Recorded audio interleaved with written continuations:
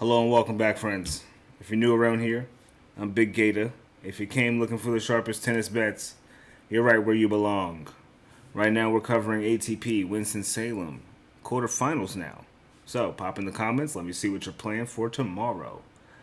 And please keep your eyes peeled for the pinned comment to see what I'll be playing as well. If you do like the breakdowns of these videos, please give this video a like. It goes a super long way for me. And if you are feeling ever so generous, there's a link in the pinned comment if you'd like to donate. And don't forget, there is a link right below that for my free Discord, if you would like to join that as well. Big community, and it's growing every day. Would love to have you in. It's nothing but tennis bets in there. A few other sports as well, but honestly, just a lot of tennis going on. I do my best to actually stream a lot of the matches, so if you want to catch any tennis, I'll be streaming when I get off of work, so pop in. It's a good time. And with all that said, what are we looking like for today? Huh? Told you it'd be a weird day, but not as weird as it could have been. All the favorites won, but the books decided what the favorites were when I woke up this morning, so had some winners, had some losers.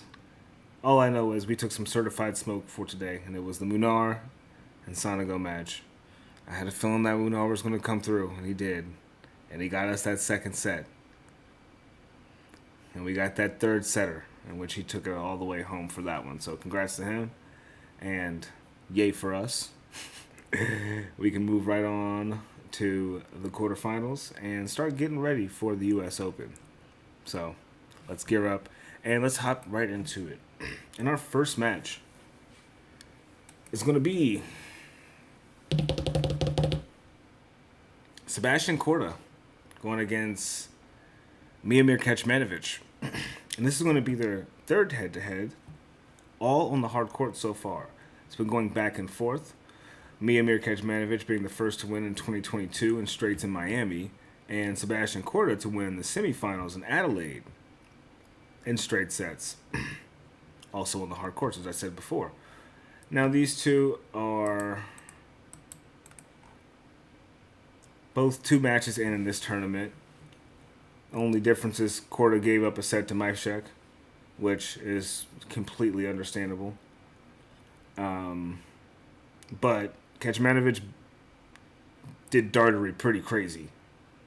It's a pretty noticeable stretch there. So I don't know if Dartery was there to get his little win and get up out of there, or I don't know if he just got completely outplayed. I couldn't see the match. I was working.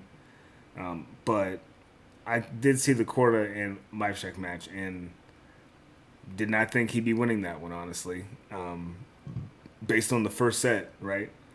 But somehow he just kept getting it, and he was looking better and better as the match went on. I would be lying to you if I said I'm upset to see him further in this tournament. I kind of want Korda to win the whole thing. I would bet it, but I would love to see him win this out of nowhere, just like pop up and just get this. But there's a lot of tennis to be played in the next few weeks, so people that are playing this well, I'm questioning how much further they're willing to go. I would give it... They got 3 days to do it, so they're in it at this point. Anyway, Korda is 9-4 so far this season. Kecmanovic is 16-10, going 24-2 and 14-10 for Korda on the season. Korda has a 62% win rate on the hard courts. Kecmanovic is 57%, but he has beaten him 3 years ago. So beating Dartery the way he beat Dartery is a bit concerning. Korda did have a really good match against Mpetshi and Kopcheva as well. That's a pretty tough draw, honestly. They've been playing pretty well on the hard courts. And Kovacevic and Dartery, I'd be lying to you if I said it wouldn't have made the most sense for Dartery to lose that match. He doesn't have many wins on the hard courts. That would have been his fourth in the past 2 years. So makes him, 3-17 now on the hard courts over the past 2 years, so, or since last season. So yeah, Kecmanovic should be in for a decent challenge here. Same with Korda. The funny thing about it is both matches they played had a 6-3 set and a tiebreak. Each time. Even though they were 3 years apart, they had the same result, just flipped. So, do we get a tiebreak from these guys? Let's see if that's worth anything, if they have a price for it. Nothing is on the board just yet. Absurd. That's so crazy, dude. It was hours ago they could have put these lines together. Gotta check out other places real quick. Sorry, I didn't think this would have happened. I should have checked this before I hopped on camera. But we can move right along, honestly, because I really do think Korda can get a set here. Maybe not. Here we are. Korda is the favorite, minus 135, and Kecmanovic is the dog at plus 110. The game spread is at 1.5, going Korda's way with the minus. And first set winner and money line, Sebastian Korda is plus 100. I kind of like that. Korda getting over 12.5 games, I kind of like that as well. Kecmanovic to win a set, I like that. Korda to win a set, I like that. Both of these guys have won in straights against each other, so it's even, 2-2 as far as sets go. Do we get a third set here? I don't know.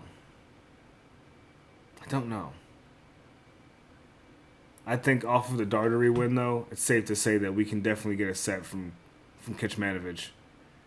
Definitely get one from Kecmanovic. I'd hate to go against Korda again today, but I think it's he's proving to me that he's good. This will be the time to take him, but it doesn't scream to me take it. Neither does Kecmanovic really getting a set.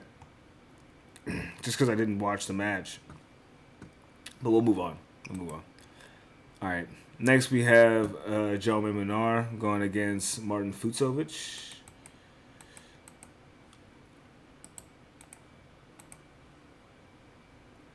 And they played 6 years ago on the grass in Stuttgart.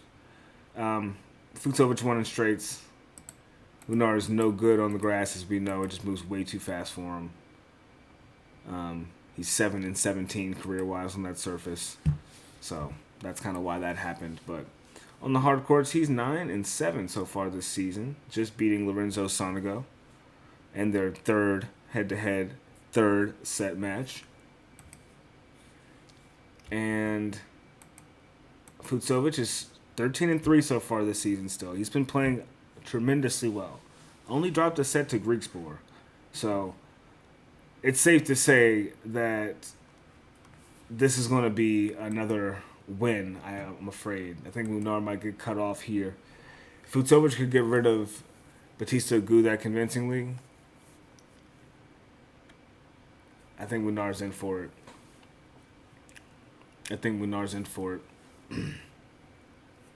I think it might be in the books for Fuchs on this one.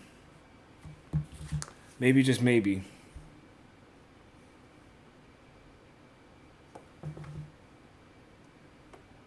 And there is no price yet on these, so what I'll do is most likely I'll post the video for you guys tonight, but I won't have the pinned comment up until the morning, so just keep your eyes peeled for that.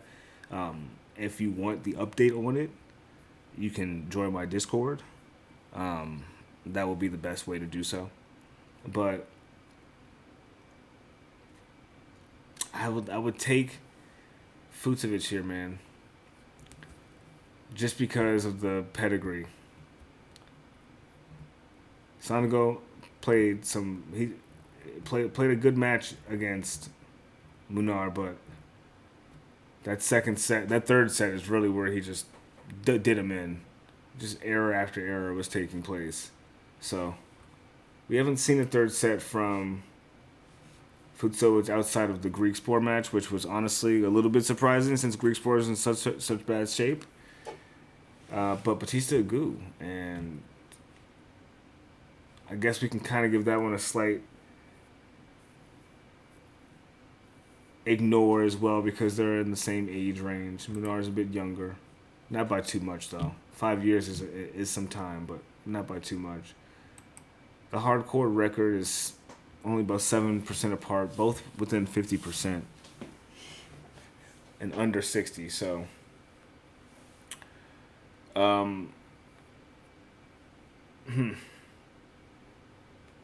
without the books here to tell me exactly how I feel about it, at least with like the certain markets that they have for it, I couldn't tell you outright.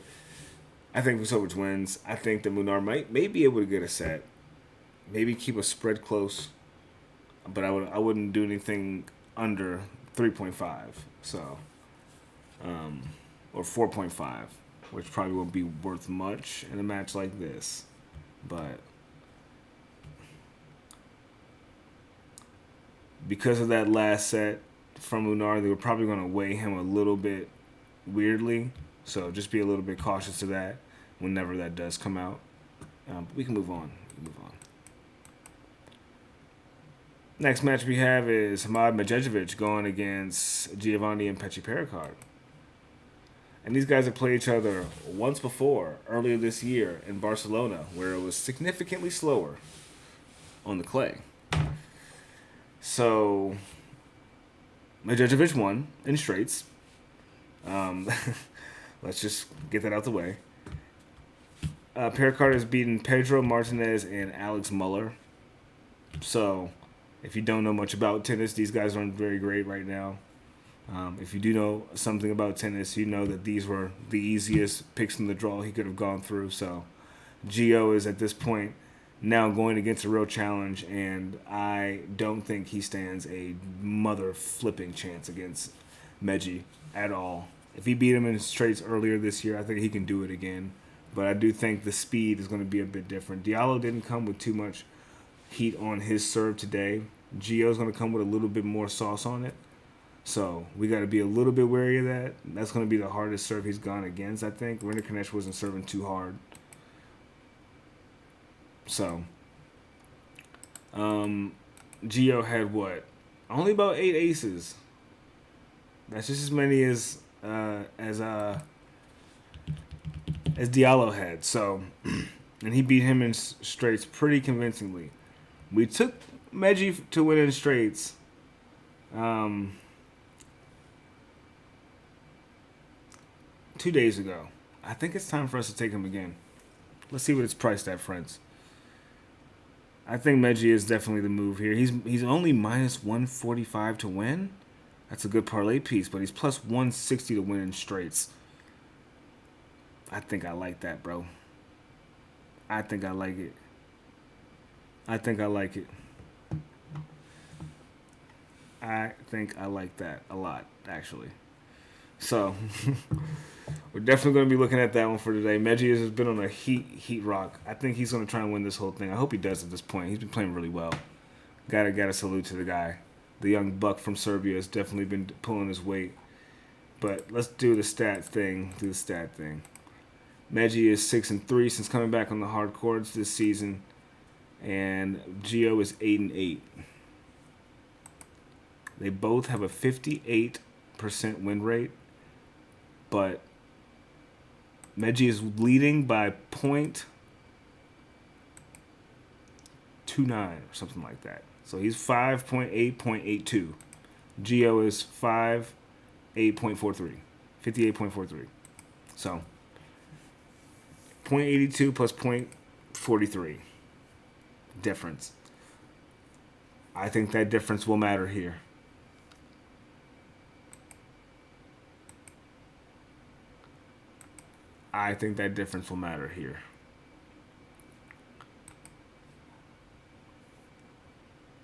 The fact that Gio dropped a set to Martinez is very telling of like how well this match is going to go, I think.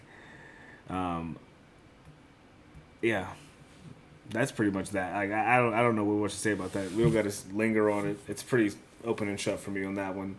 I'm going to be taking Medji tomorrow. Big Medjedovic. And last but not least, We're going to have to do some fine digging here. We have Boo in Chaquete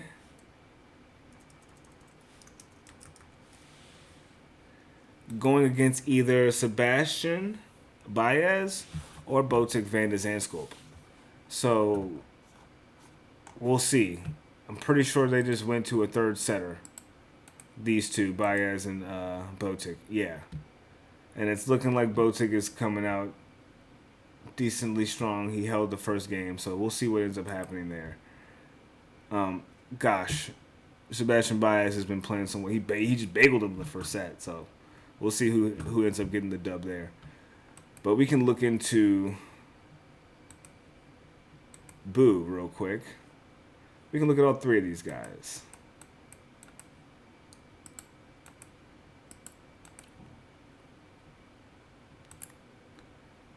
All right, give me just a second. All right. So Boo just won his match against Navone in straights, as was expected, right? We didn't expect him to lose that match. I wasn't too confident that he could.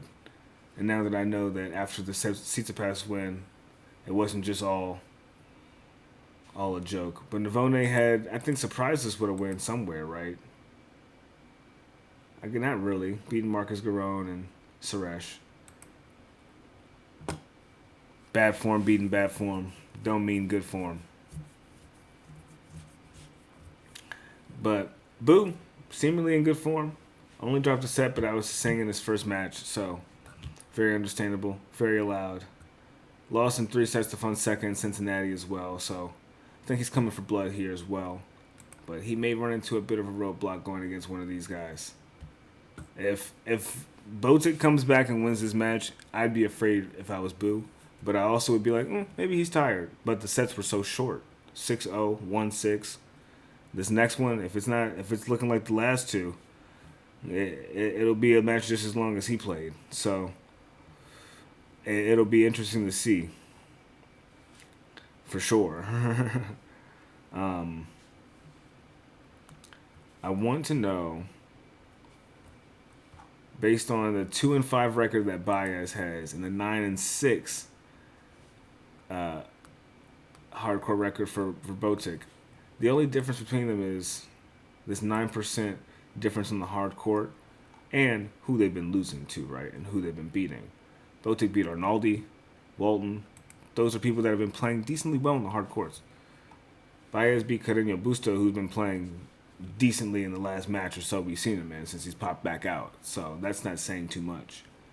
But he lost to Diallo. It was pretty close. Beat Goffin. And outside of that, he hasn't beat anyone else on the hard court this year, Baez.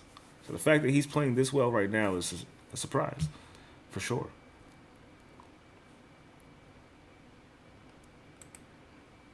I think between the two of them, whoever ends up coming on top may be the one that...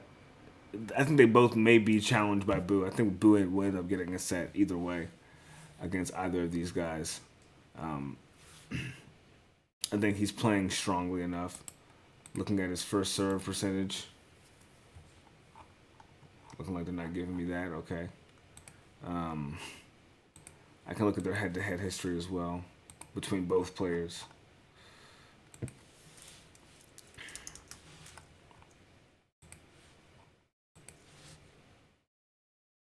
And Boo's yet to play VDZ.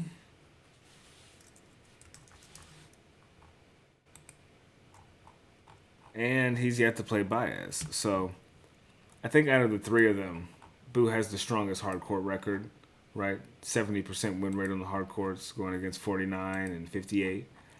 Boo should win that match. I'm rooting for Boo at this point. He's been a bit shaky, but I think he's on my iffy players list because he just wets the bed at times that you don't expect. Sometimes he does what you need him to, sometimes he doesn't.